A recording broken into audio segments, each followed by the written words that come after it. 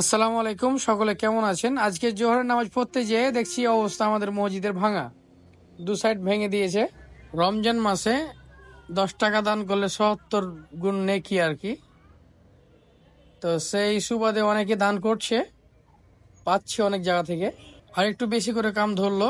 তো সম্ভবত 3টি পিলার হবে আমাদের মসজিদের ভিতরে।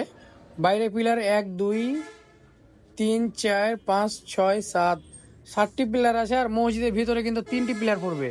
একটি পিলারের সাইডে, আর একটি পিলার যেখানে মসজিদে নামাজ পড়ে ইমাম, সেই জায়গা ভাঙা হবে। আর একটি হলো হাতের বাম দিকে। 3টি স্থানই ভাঙা হবে। এখন তো সমস্যা হবে না, হয়তো বা পানির সময় আমাদের একটু অসুবিধা হবে। তো আমরা চাইছি যে দ্রুত আমাদের কাজটি শেষ করতে। অনেকে দান করছে ইতিমধ্যে, এর আগে অনেকে দান করেছে। কেউ টাইলস করেছে, কেউ হলো জেনারেটর করেছে, কেউ আবার রড দিচ্ছে, কেউ সিমেন্ট দিচ্ছে। তো আপনারা দানের মাসে এগিয়ে আসুন, আমাদের মসজিদটিকে সম্পূর্ণ করতে সহযোগিতা করুন। ভালো থাকেন, সুস্থ থাকেন, আল্লাহ হাফেজ।